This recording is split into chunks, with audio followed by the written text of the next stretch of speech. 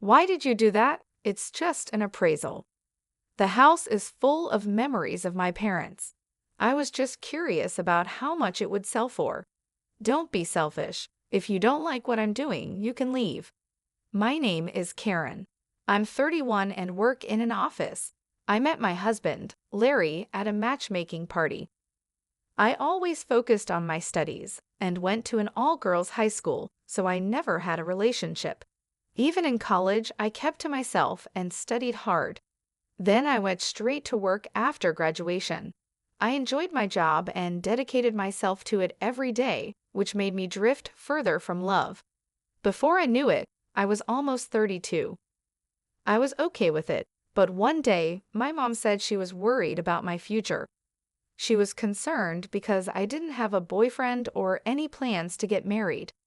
My mom has always supported me, so I was surprised she felt that way.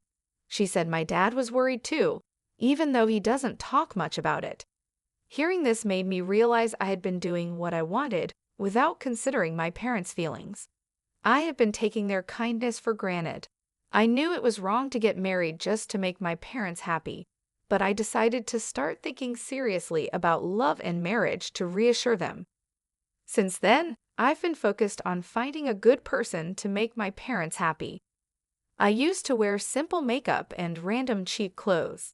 I thought I needed to change my look, so I asked my sister for help. "Oh, have you fallen in love?" she asked. "I'm getting ready to fall in love," I replied. My sister laughed but kindly showed me and her daughter how to apply makeup. She also took me to different clothing stores to teach me how to match outfits. I bought many clothes while learning how to coordinate them. My sister used to be a hairdresser, so she had a good sense of style and was a great help to me. Thanks to her, I looked much better than before, and I even got compliments at work. One day, a coworker invited me to a matchmaking party. I thought it was a great opportunity and decided to go. At the party, I was surprised to see so many people of all ages who wanted to get married. There, I met Larry, who later became my husband. Larry is the same age as me. He has been working as a construction worker since high school. He wanted to go to college, but his parents didn't allow it and kicked him out instead. Larry had also never been in a relationship, and as he got older, he decided to try a matchmaking party. When I heard his story, I felt close to him. Unlike me, he had a very tough time, but I was drawn to him. We exchanged contact information and met several times. Larry was very patient with me and my shyness. After 4 years of dating, we got married when I turned 32. My parents were very happy about it. I thought we should meet his parents too, but he refused because he had cut all ties with them. He asked to join my family instead. My parents understood his situation and welcomed him.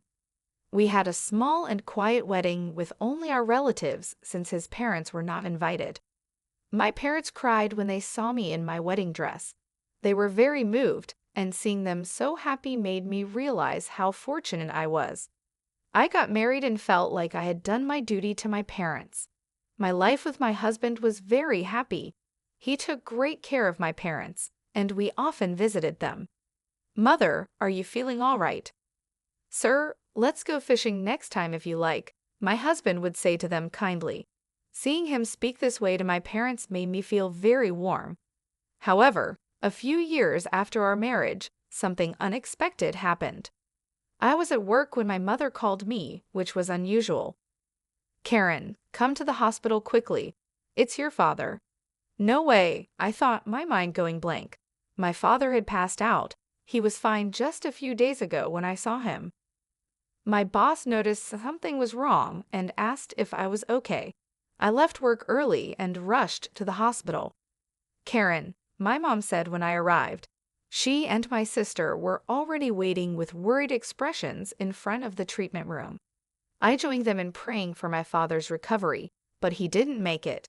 My father died in his sleep, and my mother broke down in tears. Her sadness made me even sadder. I wanted to help her, so I asked if she could come and live with us. But she insisted. "This house is my precious home filled with our memories. I will never leave it." I was worried about my mother but respected her wishes. I started visiting her more often to take care of her. A few months later, my sister got divorced and moved back home with her daughter. I felt a bit relieved knowing my sister could take care of our mother. But a few months later, my sister told me our mother had passed away. She said our mother acted cheerful around us, but she was really sad and cried when she was alone. My sister tried to care for her and talk to her as much as she could, but our mother still seemed distracted. She slowly lost her energy, stopped eating properly, and became weak. No matter how many times my sister tried to take her to the hospital, she wouldn't go. One day, our mother passed out while shopping at a supermarket. By the time she got to the hospital, it was too late. It had been less than a year since our father died, and now our mother was gone too. I wished I had called her more often or visited her instead of leaving everything to my sister. I regretted it deeply. I should have been more aware of her sadness and grief. At her funeral, my husband comforted me as I sobbed. I'm glad I have him to support me during tough times. I'm also glad my parents saw me get married before they passed away. After the funeral, my sister and I had a lot of paperwork to do. The most important thing was to take care of our parents' house. We both agreed that the house, filled with memories of our parents, should not be sold. We decided my sister would continue to live there with her daughter. Once everything was settled, we returned to our normal routine. Then, one day, I got a phone call from my sister. "Hello? What's wrong?" I asked. "You won't believe it," she said, sounding confused and weak. "A real estate agent came to our house just now." "A real estate agent? Why?" I asked, surprised. "He said he came to assess the house," she replied. "What do you mean?" I asked, puzzled. "I don't really understand either. I thought only you and I could contact a realtor about this house," she said. "No, I didn't contact them," I assured her. "We decided we would definitely keep our parents' house." "I know, right? I'm sorry. I knew that, but I just wanted to make sure. So what happened with the real estate agent?" I told him that I didn't request an appraisal and asked him to leave. Who would have requested an appraisal? "Oh, by the way, I got a business card from the real estate agent." "Really? Give me the company's phone number and the name of the person in charge." My sister gave me the contact information, and I called the real estate agent. I gave them my name, the address of the house, and asked to speak with the person in charge. The person in charge confirmed he had visited the house for an assessment. "Neither my sister nor I requested this." "Really?" I asked. "The client was a man with the same last name. I assumed he was your brother." I hung up and went straight to my husband. "Hey Larry, did you request an appraisal of my parents' house?" I asked. He said yes, with a look that said, "What's the problem with that?" "Why would you do that?" "The house is filled with my parents' memories. My sister and I decided not to sell it." "Don't be mad. I was just curious about how much it would go for. It's a bit too big for your sister and her kid. I think it's better to sell it, split the money, and share it with everyone. That's why I asked for an appraisal." "Don't be so selfish." "What the hell? I'm part of your family too. I have the right to decide what to do with the house. Don't make me feel left out." "That's not what I'm talking about." "Shut up. If you don't like it, get out of here," he said, going into his room. I was shocked. I thought he understood my feelings. Why was he doing this? Did he really need money so badly? Something felt wrong, so I hired a detective agency to investigate. Then I found out something terrible. My husband had a debt of $50,000. Feeling a bit relieved that my sister could take care of my mother, I thought everything would be fine. However, a few months later, my sister informed me that our mother had passed away. According to my sister, our mother acted cheerful in front of us, but cried when she was alone. My sister tried to care for her and talk to her as much as possible, but our mother seemed preoccupied. She gradually lost her energy, stopped eating properly, and became weak. Despite my sister's efforts to take her to the hospital, she wouldn't go. She passed out while shopping at a supermarket, and by the time she arrived at the hospital, it was too late. It had been less than a year since my father's death, and now our mother was gone too. I regretted not calling her more often or visiting her instead of leaving it all to my sister. I should have been more aware of her sadness and grief. At her funeral, my husband comforted me as I sobbed. I'm glad I have him to support me during tough times. I'm also glad my parents saw me get married before they passed away. After the funeral, my sister and I had a lot of paperwork to do. The most important thing was to take care of our parents' house. We both agreed that the house, filled with memories of our parents, should not be sold. We decided my sister would continue to live there with her daughter. Once everything was settled, we returned to our normal routine. Then one day, I got a phone call from my sister. "Hello, what's wrong?" I asked. "You won't believe it," she said, sounding confused and weak. "A real estate agent came to our house just now." "A real estate agent? Why?" I asked, surprised. "He said he came to assess the house," she replied. "What do you mean?" I asked, puzzled. "I don't really understand either. I thought only you and I could contact a realtor about this house," she said. "No, I didn't contact them," I assured her. "We decided we would definitely keep our parents' house." When I confronted Larry, he admitted he had requested the appraisal. He didn't seem to understand why I was upset. "Why would you do that? The house is filled with my parents' memories. My sister and I decided not to sell it." Larry replied, "Don't be mad. I was just curious about how much it would go for. It's a bit too big for your sister and her kid. I think it's better to sell it, split the money, and share it with everyone. That's why I asked for an appraisal." I couldn't believe his attitude.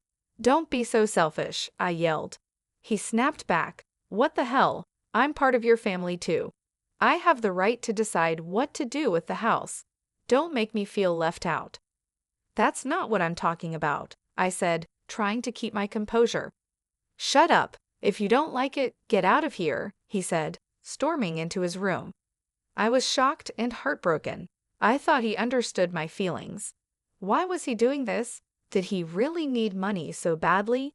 Something felt wrong, so I hired a detective agency to investigate. Then I found out something terrible. My husband had a debt of $50,000.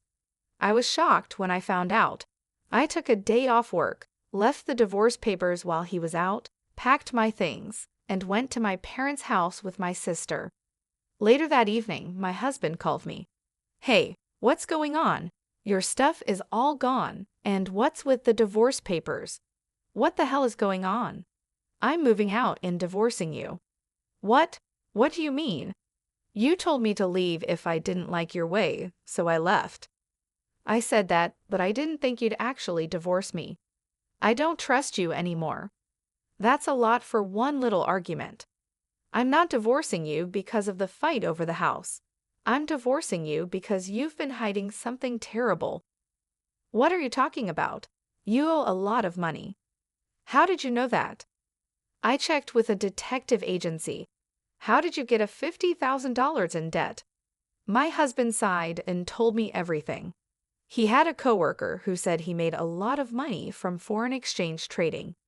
My husband was envious and tried it himself, but it didn't work out. He kept trying to recover his losses, but they just kept growing. He got so absorbed in it that he lost a tremendous amount of money.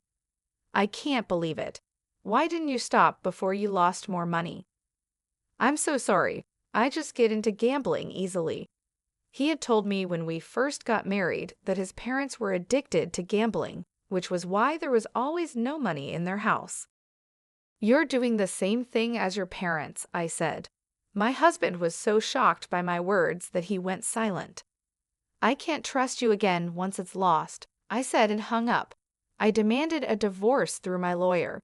He pleaded with me several times to change my mind, but I told the lawyer I would not withdraw my request for divorce.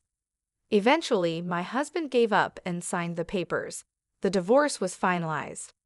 It's not that I wasn't moved by his words about changing, but I was afraid something similar might happen in the future. I stood firm in trusting my instincts and divorcing him, and over time, I realized my decision was the right one.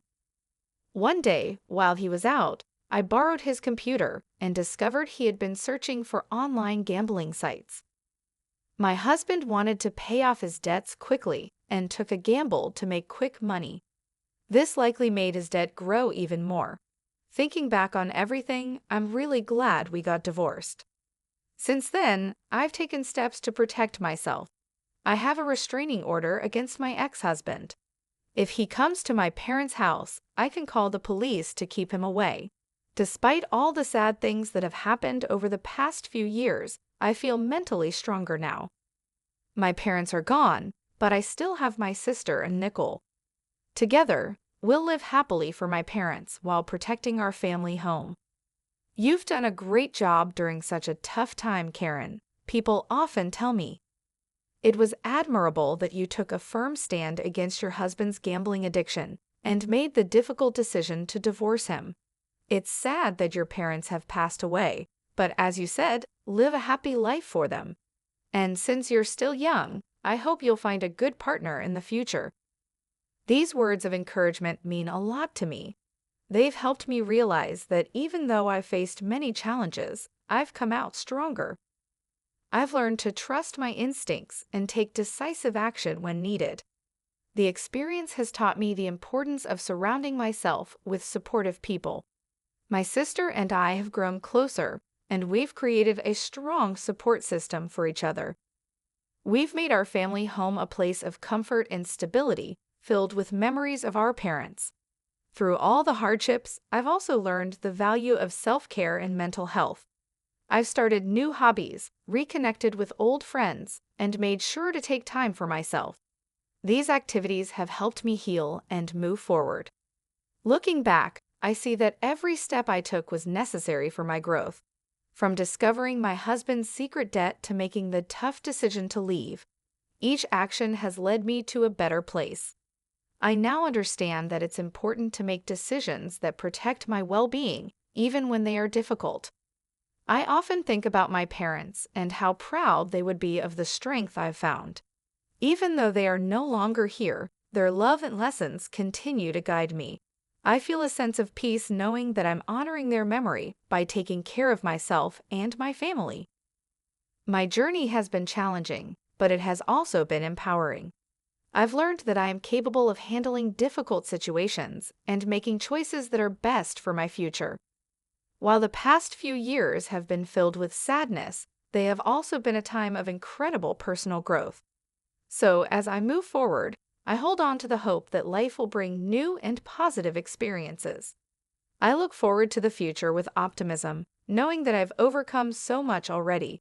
And with my sister and Nicole by my side, I know we can face anything together. Thank you for watching until the end. If you liked this story, please subscribe to our channel. We appreciate your support and look forward to sharing more with you. See you in the next video.